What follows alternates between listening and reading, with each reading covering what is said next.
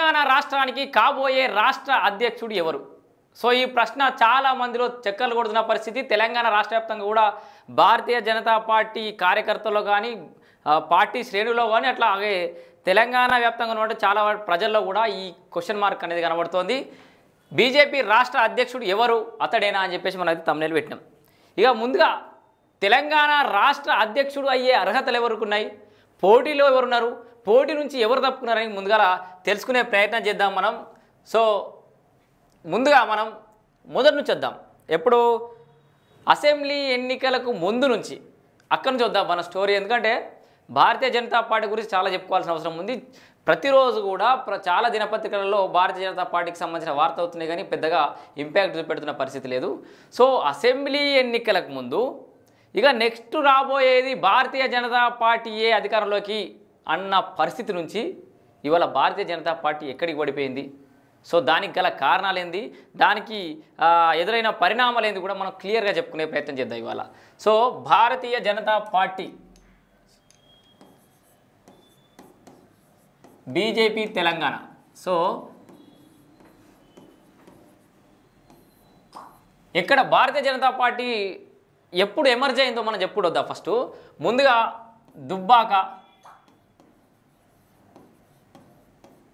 దుబ్బాక విజయంతో గాడిలో పడ్డది భారతీయ జనతా పార్టీ.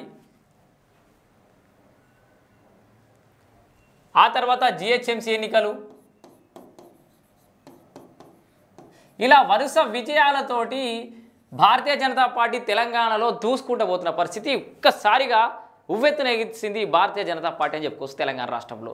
సో అప్పటికే ఇవి అసెంబ్లీ ఎన్నికలకు ముందు గురించి చెప్తున్నాను. 2023 అసెంబ్లీ ఎన్నికలకు ముందు అప్పుడున్న పొజిషన్, అప్పుడున్న సిచ్యువేషన్స్ గురించి మాట్లాడుకొస్తాం. తర్వాత ఎక్కడ డిగ్రేడ్ అయింది, ఎక్కడ పెరిగింది, ఎక్కడ తగ్గిందో కూడా ఎప్పుడు వద్దాం. సో ఇంత విజయాలతోటి వరుస ఊపు మీద ఉన్న భారతీయ జనతా పార్టీ ఎందుకు తగ్గిపోయింది? సో ఒక్కసారిగా అధికారంలో నుంచి అధికారంకి వస్తే చేపట్టబోతోంది అన్న వాతావరణం నుంచి భారతీయ జనతా పార్టీ ఎందుకు కిందికి వెళ్ళిపోయిందో చూద్దాం. సో ఇవన్నీ దుబ్బాక విజయం, జిహెచ్ఎంసీ విజయం, ఆ తర్వాత ఆ టైంలో బీజేపీ అంతా గ్రాఫ్ పెరగడానికి కారణం బీఆర్ఎస్ పార్టీ అని చెప్పుకోవచ్చు. ఎందుకంటే బీఆర్ఎస్ గురించి ఇక్కడ ప్రస్తావన వస్తుంది. బీఆర్ఎస్ పార్టీ ఏం చేసిందంటే కాంగ్రెస్ను చంపేసే క్రమంలో, సో కాంగ్రెస్ పార్టీని మొత్తం పూర్తిగా చంపేసే క్రమంలో కేసీఆర్ కాస్తంత భారతీయ జనతా పార్టీ ఆజ్యం పోసుకోవడానికి కారకుడైందని చెప్పుకోవచ్చు. ఇక్కడ పూర్తిగా కాంగ్రెస్ లేకుండా చేసే ప్రయత్నం చేస్తే భారతీయ జనతా పార్టీ కాంగ్రెస్ కంటే 2 10 కూడా పెరిగిన పరిస్థితి. జిహెచ్ఎంసీ ఎన్నికల్లో అనూహ్య విజయాలు సాధించింది, దుబ్బాకలో విజయం సాధించింది, ఇట్లా విజయాలు సాధిస్తూ వస్తుంది. సో భారతీయ జనతా పార్టీ ఎదుగుతున్న క్రమంలో బీఆర్ఎస్ పార్టీ 10 ఏళ్ళు ఆటోమేటిక్గా 10 ఏళ్ళు అధికారంలో ఉన్న ఏ పార్టీకైనా కూడా వ్యతిరేకత అనేది కామన్. ఆ పార్టీ మీద కాస్తంత జనాలలో కొంత వైఫల్యాలు బయటకు పడడం, జనాలకు కూడా కాస్త విసుగు చెందడం అనేది ఖచ్చితంగా కామన్. సో ఈ క్రమంలో వచ్చినాయే హుజురాబాద్ ఉప ఎన్నికలు. హుజురాబాద్ ఉప ఎన్నిక ఇక ఇక్కడ వాస్తవానికి మనం ఇప్పుడు ఈ పరిస్థితిలో ఉండడానికి కారణం హుజురాబాద్ ఉప ఎన్నిక. అది ఎట్లా చూద్దాం మనం. సో మీకు క్లియర్గా ఇది కన్ఫ్యూజ్ అవుతారు కాబట్టి నేను చెప్తున్నా. హుజురాబాద్ ఉప ఎన్నిక ఏం జరిగింది? తెలంగాణ రాష్ట్రంలో ఆఫ్టర్ కేసీఆర్ ఇక్కడ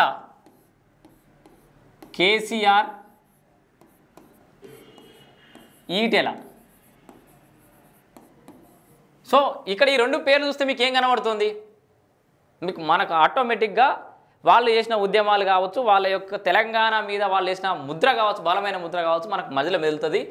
కేసీఆర్ తర్వాత ఆఫ్టర్ కేసీఆర్ ఈటెల అంతటి స్థాయి పేరును సంపాదించినటువంటి వ్యక్తి ఆ టైంకి 2023 బిఫోర్ 2023 గుర్తుపెట్టుకోరు. ఇది చాలామంది ఇప్పుడు పరిస్థితులు మారచ్చు, మనం చెప్పే సిచ్యువేషన్కు ఇప్పుడు కనెక్ట్ కాకపోవచ్చు, కానీ 2023 ఎన్నికలకు ముందు. సో కేసీఆర్ స్థాయిలో అంతటి వ్యక్తిగా బీఆర్ఎస్ అంటే అప్పుడున్న టీఆర్ఎస్ పార్టీలో నెంబర్ 1గా కేసీఆర్ ఉంటే నెంబర్ 2గా ఈటెల రాజేందర్ కనబడుతున్న తరుణంలో చాలా సందర్భాలలో కేసీఆర్ కూడా ఈటెల గొప్ప నాయకుడు నెంబర్ 2 నా పార్టీకి ఒక రకంగా ఆయనే పెద్ద దిక్కు అన్నట్టుగా కూడా చెప్పుకుంటూ వస్తున్న పరిస్థితి. సో వాస్తవానికి ఇక్కడ ఒక్కసారి ఇట్లా కేసీఆర్ అనే పేరుకు ఇట్లా మొహానికి చెయ్యి గిట్లా అడ్డుగా పెడితే ఏ పేరు కనబడుతుంది? ఈటెల రాజేందర్. కేసీఆర్ గిట్లా కనబడితే ఈటెల రాజేందరే నెంబర్ 1గా కనబడుతున్న పరిస్థితి అప్పట్లో. సో అలాంటి తరుణంలో వీళ్ళిద్దరికి మధ్యలో ఏం జరిగిందో తెలియదు. మొత్తంగా ఈటెల రాజేందర్ ఈ టీఆర్ఎస్ పార్టీ నుంచి బయటకు రావడం జరిగింది. సో ఈ బయటకు వచ్చే క్రమంలోనే తెలంగాణ భవిష్యత్తు, ఇప్పుడున్న సర్కారు ఇవన్నీ నిర్ణయాలు జరిగింది ఇక్కడనే. ఈటెల రాజేందర్ బయటకు వస్తూ ఇటు కాంగ్రెస్ పార్టీకి వెళ్ళాలా, ఇటు బీజేపీ, రెండు పార్టీలు కూడా ఈటెల రాజేందర్ లాంటి వ్యక్తి కోసం ఖచ్చితంగా ఎదురు చూస్తున్నాయి ఆ టైంలో. సో 10 ఏళ్ళు జనాలంతా బీఆర్ఎస్ పార్టీ మీద విసుగు చెందున్నారు. వాళ్ళ మీద అసంతృప్తి అనేది మిగతా పార్టీలకు అడ్వాంటేజ్ అయ్యే సిచ్యువేషన్లో ఉంది. సో ఇట్లాంటి ఆల్రెడీ అడ్మినిస్ట్రేషన్ తెలిసిన వ్యక్తి, ఎక్స్పీరియన్స్డ్, ఉద్యమకారుడు అనే ట్యాగ్ లైన్ ఉంది. ఈ అడ్వాంటేజెస్ వేరే దగ్గర కూడా పనిచేస్తాయి, అవి నేను లాస్ట్ చెప్తా. ఉద్యమకారుడు. సో అప్పుడున్న రాష్ట్రంలో కేసీఆర్ దగ్గర నియంత పాలన నడుస్తుంది, కేసీఆర్ నిరంకుశత్వ పాలన నడుస్తుంది, మొత్తం ఏకఛత్రాధిపతి నడుస్తుందన్న తరుణంలో ఈటెల రాజేందర్ బయటకు రావడంతో ఉద్యమకారుని బయటకు పంపించినని, నన్ను చంపుకుంటారో సాదుకుంటారో, నేను పొత్తుల సర్దిని, మీ అందరికీ తెలంగాణ ఉద్యమకారుడు అని చెప్పేసి ఈటెల రాజేందర్ చాలా ఎమోషనల్ అవుతున్న సందర్భంలో ఇక భారతీయ జనతా పార్టీ ఈ ఈటెల రాజేందర్ని తీసుకుంది. సో ఈటెల రాజేందర్ ప్రయాణం ఇక్కడికి వచ్చింది. సో ఈ ఈటెల బీజేపీలో చేరాడు. సో అప్పుడు ఆ టైంలో భారతీయ జనతా పార్టీ సిచ్యువేషన్ ఏంటంటే, దాంట్లో ఉన్న నాయకులందరి సిచ్యువేషన్ ఏంటంటే, సో నెక్స్ట్ మనమే రాబోయేది. ఈ టైంలో ఈటెల రావడం ఇంకా బోనస్. జిహెచ్ఎంసీలో గెలిచినాం, దుబ్బాకలో గెలిచినాం. ఇక ఈ హుజురాబాద్ ఉప ఎన్నిక, ఇక్కడ రాజీనామాతో హుజురాబాద్ ఉప ఎన్నిక కూడా తథ్యం కాబట్టి హుజురాబాద్ కూడా మన అకౌంట్లో పడితే, హుజురాబాద్ అకౌంట్లో పడడంతో పాటు ఈటెల రాజేందర్ లాంటి వ్యక్తి భారతీయ జనతా పార్టీకి వస్తే పార్టీకి హెల్ప్ అవుతుంది, నెక్స్ట్ అధికారం మనదే అన్నట్టుగా ఆ టైంలో వీళ్ళ యొక్క చేరికను ఖచ్చితంగా ఆహ్వానించారు ఈటెల రాజేందర్ని. సో ఇది భారతీయ జనతా పార్టీకి ప్లస్ అయిందా? ఈటెల రాజేందర్కి ఆ టైంలో ఉన్న ఆప్షన్ అదొకటేనా? తర్వాత విషయాలు అవి దాని లోపలికి పోతలేదు. ఈటెల రాజేందర్ ఆహ్వానించారు కానీ ఇక ఆ తర్వాత అసలు ముచ్చడం మొదలైంది.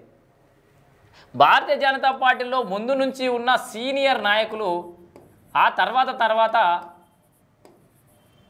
సీనియర్ నాయకులు అసంతృప్తి దేనికయ్యా అంటే, అరే ఇంత హైప్ వస్తుంది, ఇంత ఎలివేషన్ దొరుకుతుంది ఈటెల రాజేందర్కి మా పార్టీలో, మా ఉనికి ఎక్కడ ప్రశ్నార్థకంగా మారుతుందో, సో మా సీనియారిటీ ఎక్కడ దెబ్బతింటుందో అని చెప్పేసి భారతీయ జనతా పార్టీలో మొదటి నుంచి ఉన్న కార్యకర్తలు కానీ కొంతమంది లీడర్లు కానీ ఆ పరిస్థితుల్లో కొంత ఆలోచించారు. ఆర్ఎస్ఎస్ నేపథ్యం లేదు, లేకపోతే ఇంకోటి లేదు, వాట్ ఎవర్ ద రీజన్స్, వీళ్ళు కొంత అసంతృప్తికి అయితే లోనయ్యారు. ఇదే తరుణంలో బీజేపీ ఈటెల రాజేందర్కు అసెంబ్లీ ఎన్నికలకు ముందు చేరికల కమిటీ అని ఒకటి ఇచ్చింది.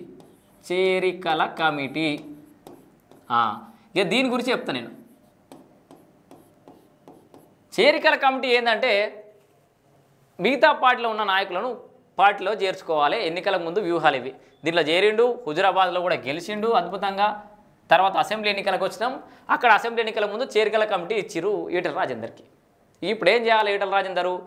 మిగతా పార్టీలో ఉన్న కార్యకర్తల్ని లేదా లీడర్ల పెద్ద బడా నేతల్ని ఆకర్షించి భారతీయ జనతా పార్టీలో చేంజ్ చేసుకోవాలి. అయితే ఇక్కడే భారతీయ జనతా పార్టీ పెద్ద పొరపాటు చేసింది. అంటే ఈ చేరికల కమిటీ ఇచ్చే సమయంలోనే అధ్యక్షుడు మార్పు జరిగింది. ఇక్కడ ఒక మైనస్ చెప్తాను నేను.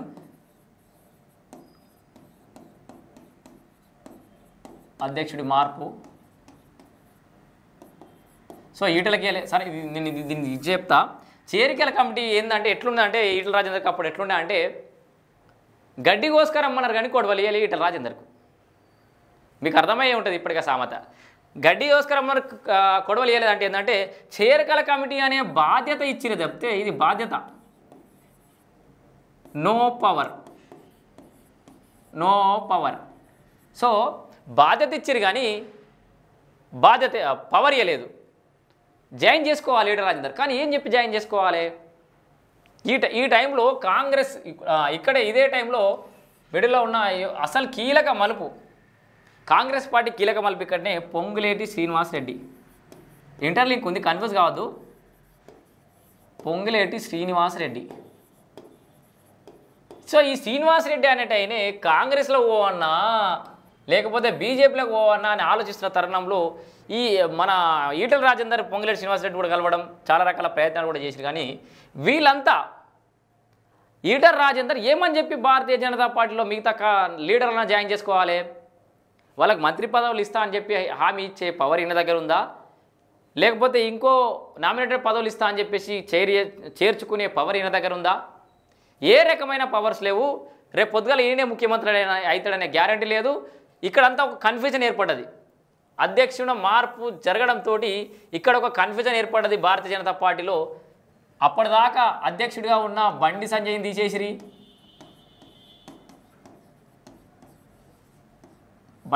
తీసేసిర్రు.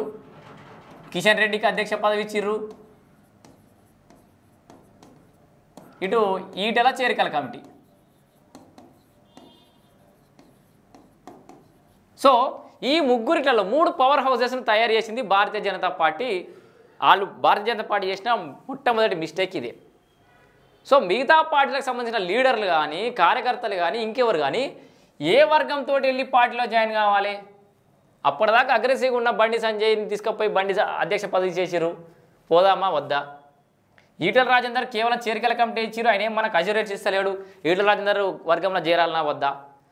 కిషన్ రెడ్డి ఇన్నేళ్ళకోలే మరి రాష్ట్రంలో భారతీయ జనతా పార్టీ ముందు తీసుకొచ్చింది, కానీ పెద్ద ఏం ప్రభావం కనబడకపోయా. ఇలా పోదామా వద్దా? ఇట్లా 3 రకాలుగా లీడర్లు అనేది కన్ఫ్యూజ్ అయ్యారు. దీంతో ఈ పొంగులేటి శ్రీనివాసరెడ్డి చక్కగా పోయి కాంగ్రెస్లో జాయిన్ అయ్యాడు. పొంగులేటి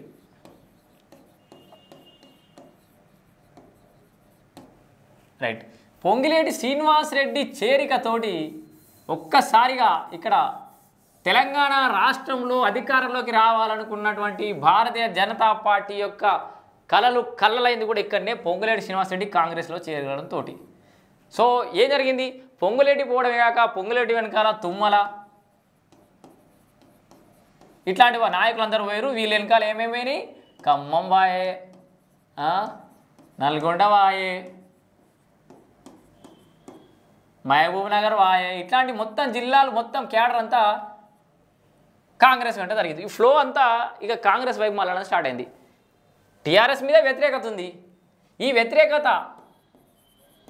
వ్యతిరేకత ఈక్వల్ టు ఇది సంతృప్తి ఎవరికి, అడ్వాంటేజ్ ఎవరికి కావాలి? బీజేపీకి పోవాల్సింది కాస్త కాంగ్రెస్కి పోవడం స్టార్ట్ అయింది ఆ టైంలో. సో క్లియర్ అర్థమైంది కదా? పొంగులేటి తుమ్మల లాంటి వాళ్ళ నాయకత్వము అక్కడ జాయిన్ కావడం వాళ్ళకి అడ్వాంటేజ్ అయితే, ఇక్కడ 2-3 పవర్ హౌసెస్ను భారతీయ జనతా పార్టీ పెట్టడము, ఈటలకు చేరికల కమిటీ మాత్రమే ఇవ్వడం, పవర్స్ ఇవ్వకపోవడం ఇక్కడ ఖచ్చితంగా దెబ్బతీసింది అసెంబ్లీ ఎన్నికల్లో. దానికి సంబంధించిన వాళ్ళ రిజల్ట్ కూడా చూచిరు. సో వాళ్ళు చేసిన పొరపాటు ఏంది, అసలు ఎందుకు రిజల్ట్ రాలేదనేది కూడా వాళ్ళకి అర్థమయ్యే ఉంటుంది నాకు తెలిసి. సో మన విశ్లేషణ కరెక్టే అని నమ్మేటోళ్ళు ఎవరైనా ఉంటే. సో ఈ తర్వాత అసెంబ్లీ ఎన్నికలు అయిపోయినాయి. ఆ తర్వాత ముఖ్యమంత్రి బీసీ ముఖ్యమంత్రి అని చెప్పేసి అనౌన్స్ చేశారు. బీసీ ముఖ్యమంత్రి. సో దీనివల్ల ఏమైనా ప్రయోజనం ఉందా? ఇప్పుడు పార్లమెంట్ ఎన్నికలలో ఏమైనా ప్రయోజనం పొందిందా అంటే పెద్దగా పొందినట్టు ఏం లేదు.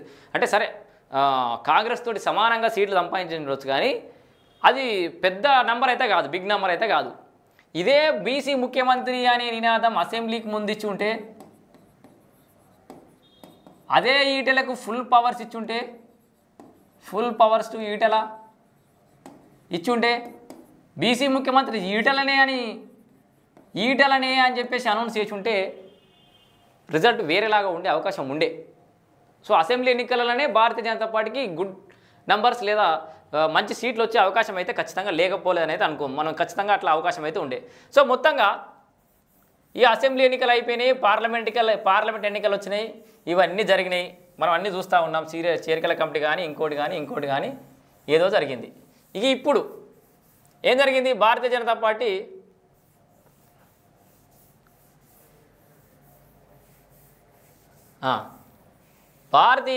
పార్టీ ఇప్పుడు అసెంబ్లీ ఎన్నికలు అయిపోయినాయి, పార్లమెంట్ ఎన్నికలు అయిపోయినాయి, సరే ఏదో ఒకటి అయిపోయింది. కాంగ్రెస్ సర్కారు ఏర్పడ్డది. ఏర్పడిన తర్వాత ఈ సంవత్సర కాలంలో కాంగ్రెస్ వైఫల్యాలను ఎండగట్టడంలో కాంగ్రెస్ వైఫల్యాలను ఎండగట్టడంలో బీజేపీ ఖచ్చితంగా వెనుకబడ్డదనే చెప్పుకోవాలి. ఇటు Congress versus BRS. So Telangana రాష్ట్రంలో 1 ఇయర్ నుంచి ఇదే నడుస్తుంది. 1 ఇయర్ నుంచి కాంగ్రెస్ వర్సెస్ బీఆర్ఎస్గానే నడుస్తుంది. ఓవైపు అటు హరీష్ రావు, కేటీఆర్, కేసీఆర్, ఇక వీళ్ళ చుట్టూ ఇటు రాజకీయం నడుతూ ఉంటే ఇక Congress Revanth Reddy one man show, Revanth Reddy కానీ ఈ మంత్రులు కానీ. సో మొత్తంగా కాంగ్రెస్ వర్సెస్ బీఆర్ఎస్గా నడుస్తుంది తప్పితే ఈ మధ్యలో భారతీయ జనతా పార్టీ ఎక్కడికి పోయింది, భారతీయ జనతా పార్టీ ఎక్కడో వెనుకబడిందా, అంత ప్రభావవంతంగా ఎందుకు కొట్లాడలేకపోతుంది? ఇంకా అధ్యక్షుడు అయిన తర్వాతనే కొట్లాడదాం, ఒక గ్యాప్ వచ్చింది. మాస్ లీడర్ బండి సంజయ్ని అధ్యక్ష పదవి నుంచి తీసిన తర్వాత కొంత గ్యాప్ వచ్చింది, కార్యకర్తల్లో ఉత్సాహం తగ్గింది. తెలంగాణ రాష్ట్ర వ్యాప్తంగా కూడా భారతీయ జనతా పార్టీ ఖచ్చితంగా వెనుకబడ్డదని చెప్పుకోవచ్చు. ఇక ఓవరాల్గా జనరలైజ్ చేసి చెప్పాలి, దేశంలో ఉన్న మొత్తం పరిస్థితులు చెప్పాలి. భారతీయ జనతా పార్టీ ఈ మన దక్షిణ భారతదేశంలో ఎందుకు వెనుకబడి ఉన్నది అనేది వేరే టాపిక్ చేద్దాం. దానికి సంబంధించిన ఇంకా వేరే విశ్లేషణ ఉంది. వాళ్ళ సంక్షేమ పథకాలు కానీ వాళ్ళ అప్రోచ్ కానీ అవన్నీ కూడా వేరే డిఫరెన్స్ ఉంది. కాకపోతే తెలంగాణ బీజేపీ వరకు ఈ పరిస్థితి మొత్తం ఒకసారి మాట్లాడుకుందాం. సో ఇక్కడ ఇక ఎవరెవరు ఉన్నారు? వెనుకబడింది, ప్రశ్నించే పరిస్థితి లేదు, అందరూ అటు ఇటు చూపులు చూస్తున్న పరిస్థితి. అప్పుడే ఎన్నికలకు ముందు ఢిల్లీ లాబింగ్, కాంగ్రెస్లో ఉన్న పరిస్థితి బీజేపీలోకి వచ్చింది. కాంగ్రెస్ లాగానే బీజేపీ తయారైంది. ఏంది? ఢిల్లీ లాబింగ్, గ్రూప్ రాజకీయాలు, అధ్యక్ష పదవి ఒకరి మీద ఒకరు కంప్లైంట్ చేసుకోవడం, ఇవన్నీ జరిగినాయి. సరే, అవన్నీ డిస్టర్బెన్స్ జరిగిపోయినాయి. ఇప్పుడు బీజేపీలో ఎవరెవరు పోటీలో ఉన్నారు అధ్యక్ష పదవికి అని అంటే అధ్యక్షుడు ఎవరు, అధ్యక్ష రేసులో ఎవరెవరు ఉన్నారో చెప్తా. అధ్యక్ష రేసులు ఎవరు ఉన్నారంటే, ఒకటి ఈటెల రాజేందర్, 2 రఘునందన్ రావు,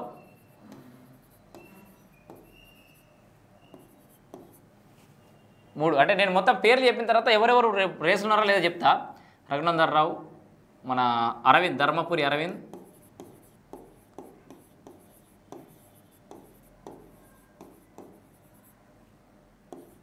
4 బండి సంజయ్, 5 మన కిషన్ రెడ్డి ఆల్రెడీ ఉన్నాడు. కిషన్ రెడ్డి లేనట్టే అంటే సరే పేరైతే రాస్తా, నేను దీని గురించి విశ్లేషిస్తా. పెద్ద మనుషుల పేర్లు రాస్తున్నానంటే అర్థమైంది కదా. ఆయంగాకురి రాజాసింగ్ గారు,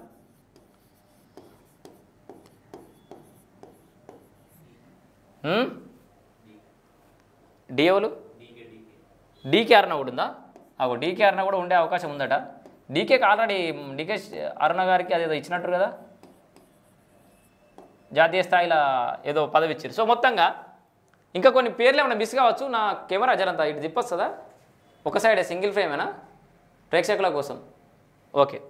సో మొత్తంగా ఈటల రాజేందర్, రఘునందన్ రావు, ధర్మపురి అరవింద్, బండి సంజయ్, కిషన్ రెడ్డి, రాజాసింగ్, డీకే అరుణ, రామచంద్రరావు, ఇట్లా అనేక పేర్లు ఉండొచ్చు.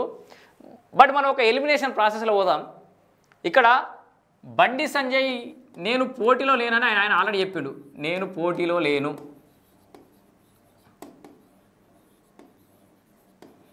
ఎందుకు? ఆల్రెడీ కేంద్ర సహాయ మంత్రిగా ఉన్నా కాబట్టి, నేను పోటీలో ఉండే అవకాశం లేదు. బండి సంజయ్ గారు ఆల్రెడీ కుండ బద్దలు కొట్టేసి నాకు అధ్యక్ష పదవి వచ్చే అవకాశం లేదని. ఇక ఇది బద్దలు కొట్టడంతో పాటు నాలాగానే కిషన్ రెడ్డి కూడా వచ్చే అవకాశం లేదని కూడా చెప్పేసిండు. నో ఆప్షన్, కథం. సో బండి సంజయ్, కిషన్ రెడ్డి గారికి అవకాశం లేనట్టే. ఇక రాజాసింగ్, ధర్మపురి అరవింద్ విషయానికి వస్తే కేవలం నిజామాబాద్ ప్రాంతంలో మాత్రమే ప్రభావం చూపగలుగుతాడు.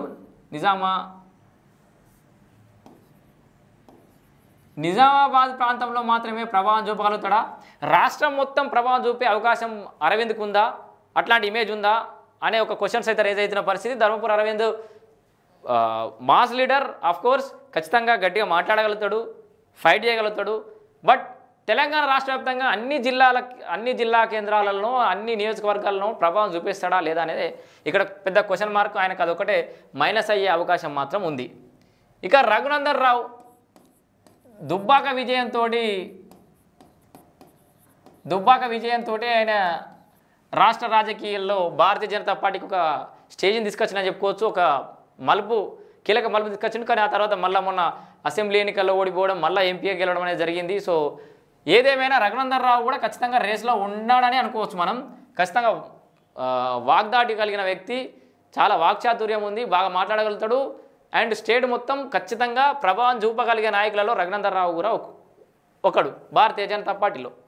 ఇక ఆయనతో పాటు ఇక డీకే అరుణ గారు కూడా ఆల్రెడీ జాతీయ స్థాయిలో ఏదో పదవి ఉన్నట్టుంది, లేదా మహిళా అధ్యక్షురాలను చేస్తారా, ఇట్లాంటి అంటే ఇటు వైపు కేసీఆర్ లాంటి ఉద్దండు బీఆర్ఎస్ పార్టీ, హేమాహేమి బీఆర్ఎస్ పార్టీ కానీ, అటు సీనియర్ నాయకులు, సీనియర్ అంటే చాలా సీనియర్ నాయకులు ఉన్నటువంటి కాంగ్రెస్ పార్టీ కానీ, ఈ రెండు పార్టీల మధ్యలో నెగలాలంటే పోటీ అలాంటి ఇప్పుడైతే మరి డీకే అరుణకి ఇస్తారని అయితే నేను అనుకుంటలేదు. అరుణ గారు పోటీలో ఉంటే ఉండొచ్చు, అడగడంలో తప్పలేదు, ఎవరైనా అడగచ్చు. సో అడిగే తప్పలేదు. ఇక రాజాసింగ్ గారి దృష్టికి వద్దాం ఒకసారి. రాజాసింగ్ అనేటటువంటి వ్యక్తి తెలంగాణ రాష్ట్ర వ్యాప్తంగా ప్రభావం చూపెట్టగలిగే వ్యక్తి. కాకపోతే ఇక్కడ కేవలం హిందూ భావజాలమో ఏదో ఓన్లీ హిందూ భావజాలం అంటే అందరు పార్టీలో అందరికీ అదే ఉంటుంది, కానీ సనాతన ధర్మం అని ఇట్లా రకరకాల కొట్లాటలో రాజాసింగ్ గారు చాలా రోజులు పార్టీ నుంచి సస్పెండ్ కావడం జరిగింది. సో సస్పెండ్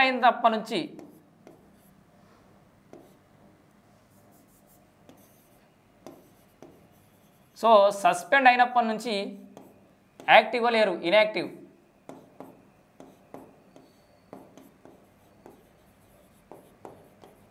సో అప్పటి నుంచి రాజాసింగ్ భారతీయ జనతా పార్టీకి సంబంధించిన కార్యక్రమాలకు చాలా దూరంగా ఉంటున్నాడు, పెద్దగా యాక్టివ్గా ఉండట్లేదు రాజాసింగ్. సో ఈయన కూడా అధ్యక్ష పదవి అడుగుతాడు అని అయితే అడిగే పరిస్థితి అయితే కనబడట్లేదు, అడుగుతాడనే ఊహాగానాలు కూడా రావట్లేదు, ఎక్కడ కూడా ఆయన ఆ పదవి కోరుతున్నట్టుగా కూడా మనకు కనబడట్లేదు. ప్రతిసారి ఏదైనా అంటే వివాదాలకి కేంద్ర బిందువు అవుతాడు. సో చాలా రకాల సమస్యలు ఉత్పన్నమయ్యే అవకాశం ఉంది. రాష్ట్ర అధ్యక్షుడు అంటే కనుక ఖచ్చితంగా ఒక రకమైన న్యూట్రల్గా ఉండాలి, అంటే కొంత సమతుల్యత పాటించాలి, కాస్త జాగ్రత్తగా ఉండాల్సిన అవసరం ఎంతైనా ఉంటుంది. కాబట్టి వివాదరహితుడిగా ఉండాల్సిన అవసరం కూడా ఉంది. కాబట్టి రాజాసింగ్ కూడా వచ్చే అవకాశాలు కొంచెం తక్కువనే ఉన్నాయని చెప్పుకోవచ్చు. ఇక మిగిలింది ఈటల రాజేందర్. సో నేను ఎందుకు కావాలని ఈటల రాజేందర్ గురించి చెప్తున్నామో అనుకోవద్దు, ఎందుకంటే మనం ఒక్కొక్కరి గురించి బయట జరిగిన లెక్కలు తీసుకొస్తున్నాం మనం.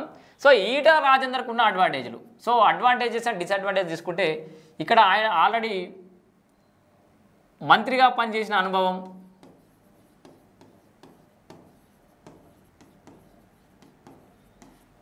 మంత్రిగానే కాకుండా కొత్తగా ఏర్పడ్డ సంసారంలో తెలంగాణ రాష్ట్రం కొత్తగా ఏర్పడ్డ సమయంలో ఆర్థిక శాఖ మంత్రిగా పనిచేసిండు. సో ఇది కాల్ మాట్లాడు. సో కొత్తగా ఏర్పడ్డ రాష్ట్రంలో ఆర్థిక శాఖ మంత్రి అంటే ఏర్పడ్డ సంసారంలో ఆర్థిక భారాన్ని మోసే వ్యక్తికి ఎంత ఈ సమస్యలు ఉంటాయో మనం ఒకసారి లెక్కలు వేసుకోవచ్చు.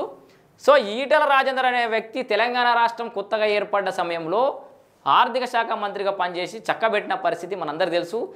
కేసీఆర్ గారు కూడా మెచ్చుకున్న పరిస్థితి. సో ఆ అనుభవం, కొత్త రాష్ట్రాన్ని గాడిన పెట్టిన అనుభవం కావచ్చు, ఇంకా చాలా అనుభవాలు కూడా ఈటల రాజేందర్కి అడ్వాంటేజ్ అయ్యే అవకాశం ఉంది. ఒకటి. రెండు, మంత్రిగా అనుభవంతో పాటు ఈటల రాజేందర్ తెలంగాణ ఉద్యమకారుడు అనే కార్డు కావచ్చు, ఉద్యమకారుడు కూడా అడ్వాంటేజ్ కావచ్చు. దీంతోపాటు ముదిరా సామాజిక వర్గం,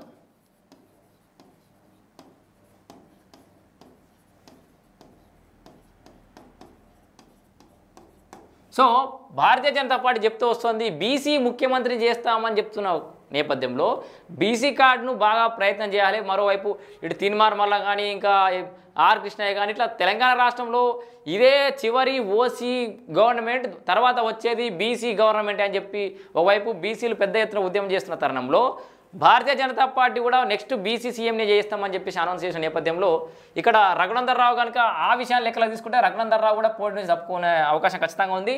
ఈటల రాజేందర్కి అది అడ్వాంటేజ్ అయ్యే అవకాశం అయితే ఖచ్చితంగా ఉంది. అదే బీసీ సామాజిక వర్గానికి ఆల్రెడీ బండి సంజయ్కు దాని ఏమంటారు అధ్యక్ష పదవి ఆల్రెడీ ఇచ్చున్నారు, కేంద్ర సహాయ మంత్రి కూడా చేసినారు కాబట్టి ఆయన కూడా తప్పుకునే అవకాశం ఉంది. ఓవరాల్గా ఈ లెక్కలో చూస్తే, ఈ చాట్లో చూస్తే ఈటల రాజేందర్కు అక్కడ కూడా బీసీ ముఖ్యమంత్రి లాంటిది ఏమన్నా చూసినా, బీసీ సీఎం అన్నా, ముదిరాజ్ సామాజిక వర్గాన్ని ప్రభావితం చేయగలడన్నా కూడా ఈటల రాజేందర్కి అక్కడ కూడా అడ్వాంటేజ్ ఉంది. దాంతోపాటు ఆయన గజ్వేల్లో పోటీ చేసిండు, హుజరాబాద్లో చేసిండు, మన మల్కాజ్గిరిలో చేసిండు. సరే గెలుపోవడం పక్కకు పెడితే తెలంగాణ రాష్ట్ర వ్యాప్తంగా ఏ మూలకు పోయినా ఖచ్చితంగా ఈటల రాజేందర్ అంటే తెలియని అయితే ఖచ్చితంగా ఉండరు. కేసీఆర్ ఎట్లా తెలుసో ఈటల రాజేందర్ కూడా చాలామందికి తెలుసు, వెల్ నోన్ పర్సన్. రాష్ట్ర వ్యాప్తంగా ఎక్కడ పోయినా ఒక 100 ఓట్లలో 4 ఓట్లను ఏపీఎల్ అవుతాడు. ఏ మూలకు పోయినా తెలంగాణ రాష్ట్రంలో నువ్వు ఏ మూలకనవు, సో 4 ఓట్లు ఆడే పరిస్థితి. అట్లాంటి ఫేస్ రికగ్నిషన్ ఉన్న వ్యక్తి ఈటల రాజేందర్ కాబట్టి ఈ రకంగా మంత్రిగా అనుభవం, అడ్మినిస్ట్రేషన్ తెలిసిన వ్యక్తిగా, తెలంగాణ ఉద్యమకారుడు అనే కార్డు ఉన్నది. సో ముదిరాజ్ సామాజిక వర్గం పెద్ద ఎత్తున తెలంగాణ రాష్ట్రంలో అత్యధిక మీన్స్ చాలా వరకు జనాభా ఉన్నటువంటి సామాజిక వర్గం. ఇక బీసీ ముఖ్యమంత్రి అనే ఒక ట్యాగ్ లైన్ కావచ్చు. సో ముందుగా ఆల్రెడీ ఈ చేరికల కమిటీ అని చెప్పేసి ఇచ్చి కాస్త ఫెయిల్ అయినప్పటికీ కూడా అది పూర్తి స్థాయిలో భారతీయ జనతా పార్టీ ఫుల్ పవర్ చేయలేదు కాబట్టి, సో ఏ రకంగా చూసుకున్నా ఇంకా రామచంద్రరావు వాళ్ళు కూడా ఇంకొంతమంది 2-3 కొత్త పేరు కూడా వినబడుతున్నాయి. కానీ మరి ఎంతవరకు అవకాశం ఉన్నదో మనకైతే తెలియదు. కానీ ఓవరాల్గా ఇటు ఈటల రాజేందర్, సో ఫైనల్గా యుధిష్ఠిర వార్త ప్రెడిక్షన్ వచ్చేసి ఈటల రాజేందర్కి అధ్యక్ష పదవి వచ్చే అవకాశం ఉంది అని చెప్పేసి అయితే మనం ఖచ్చితంగా ప్రెడిక్ట్ చేస్తున్నాం. ఉన్న పేర్లలో మీకు ఎవరికైనా భారతీయ జనతా పార్టీ నెక్స్ట్ అధ్యక్షుడు ఎవరు కావాలని ఉంది, ఎవరయ్యే అవకాశం ఉంది, సో అభిమానం వేరు, అవకాశాలు రావడం వేరు. మీరు ఎవరైనా కావాలంటే కింద కామెంట్ పెట్టచ్చు, అంటే ఎవరికి అయ్యే అవకాశం ఉంది, ఎవరికి కోరుకుంటున్నారు మీరు అని చెప్పేసి ప్రేక్షకులందరూ కూడా భారతీయ జనతా పార్టీ తెలంగాణ రాష్ట్ర అధ్యక్షుడిగా ఎవరు కావాలనే ఆలోచన ఉందో కూడా వాళ్ళ పేరులో పెడితే మనకు తెలుస్తుంది. సో ఇది ఓవరాల్గా అటు ఈటల రాజేందర్ ప్రస్థానం అనుకుంటావా, లేకపోతే భారతీయ జనతా పార్టీ ప్రయాణం అంటావా? చేజేతుల రాష్ట్రంలో అధికారానికి రావాల్సిన భారతీయ జనతా పార్టీ చేజేతుల చాలా అవకాశాలు కోల్పోయింది. మరి ఇప్పుడైనా కాంగ్రెస్ సర్కారు సంవత్సర కాలం గడుస్తున్న తరుణంలో అటు వాళ్ళ వైఫల్యాలను ఎండగట్టడంలో కాస్త ఒకవైపు ఇక్కడ మనం చెప్పుకోవచ్చు, బీఆర్ఎస్ వాళ్ళ మీదేమో కేసులు అవుతా ఉన్నాయి, బీఆర్ఎస్ మీద నాయకుల మీద కేసులు అవుతున్నాయి, వాళ్ళందరూ జైలుకు పోయే పరిస్థితి కనబడుతోంది. ఇటు కాంగ్రెస్ మీద కాస్త అక్కడక్కడ వ్యతిరేకత ఉన్న దగ్గర మీరు మూడగట్టుకోవాలి. సో ఇక్కడ ఈ 2 పార్టీలు కాదని ఇప్పుడు బీజేపీకి సరైన సమయం. సో బీజేపీకి సరైన సమయం ఇది. ఇప్పుడే కనుక ఎమర్జ్ కాకపోతే, ఇప్పుడే కనుక సరైన వ్యూహరచన చేయకపోతే, త్వరితగతిన అధ్యక్ష పదవి ఎవరికో ఒకరికి అప్పచెప్పి కార్యాచరణ రూపొందించుకోకపోతే నెక్స్ట్ 4 ఇయర్స్కి ఇప్పుడు ఏదో టెంపరీ ఇష్యూస్ మీద మూసి నిద్ర చేసినామా, ఆడ నిద్ర చేసినామా గివని కాకుండా continuous fight, continuous effort, combined force లాగా వీళ్ళు పనిచేస్తే, కంబైన్డ్ ఎఫర్ట్స్ పెడితే కనుక భారతీయ జనతా పార్టీ మళ్ళీ మునుపటి పొజిషన్ చేరుకోవడానికి ఖచ్చితంగా తెలంగాణ రాష్ట్రంలో అవకాశం ఉంది. సో సౌత్ స్టేట్లలో లేదని అనుకోవద్దు, ఖచ్చితంగా తెలంగాణ రాష్ట్రంలో అట్లాంటి అవకాశం ఉంది. ఒకసారి తెలంగాణ కోసం కొట్లాడిన వ్యక్తిగా, కొట్లాడిన పార్టీగా బీఆర్ఎస్ పార్టీకి అధికారం ఇచ్చారు. తెలంగాణ ఇచ్చిన పార్టీ అని చెప్పేసి కాంగ్రెస్కి అధికారం ఇచ్చారు. తెలంగాణకు మద్దతు తెలుపుతున్న పార్టీ మద్దతు తెలిపింది కాబట్టి అప్పుడులా భారతీయ జనతా పార్టీ కూడా అవకాశం ఇస్తారని నేనైతే విశ్వసిస్తున్నా. సో మొత్తంగా ఇది భారతీయ జనతా పార్టీకి సంబంధించిన రాష్ట్ర అధ్యక్షుడు ఎవరు అనే ప్రెడిక్షన్ భారతీయ జనతా పార్టీకి సంబంధించి.